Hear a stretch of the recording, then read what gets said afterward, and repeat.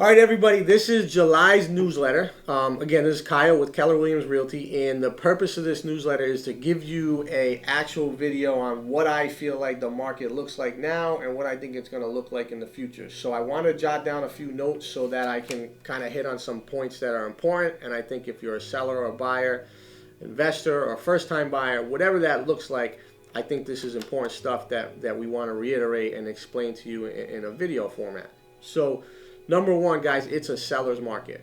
We've been in a 3-year cycle of being in a seller's market, and I honestly don't think that that's going to change. So we're in July now. I think it will continue to be a seller's market through the rest of the year. And the reason for that is there's very low inventory, and there's a ton of buyers out there looking for properties that are very similar. Okay, so that's number one. Number two is demand.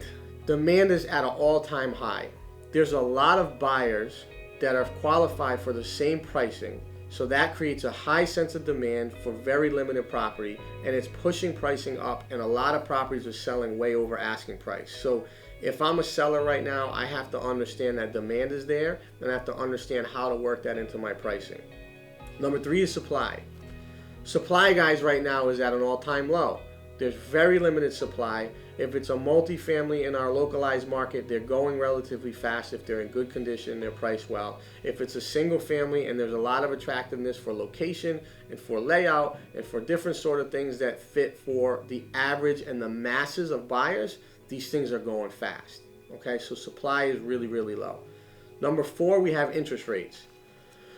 Interest rates are at all-time lows. And why is that important? It does two things. It helps a buyer with affordability, and it helps sellers because there's more buyers that can afford their property. So a buyer that last year or 2 years ago or 3 years ago could afford $200,000 this year based on current rates may be able to afford closer to $250,000. So it allows sellers to price their houses higher, and it allows buyers to be able to afford a better and more house.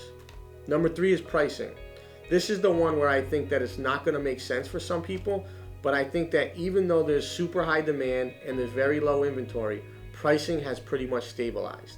And the reason being there is that I think economically, at the end of the day, people's wages, disposable income, and the affordability of people to purchase houses even higher than the values now don't make sense anymore. So what happens is I think we've hit somewhat of a pricing ceiling, and I think that ceiling will continue and hopefully stay and stabilize and maybe come down a little bit over time. So on my localized market, right? So here's my advice to you. If you're a seller and you have a property that's either been a headache or you're not making the income as an investor that you once were, now's the time to sell it. And if you're a buyer and you're looking to get out there and you're a first-time buyer, or you're selling something to buy something else, have your ducks in a row. Get that pre-approval ready.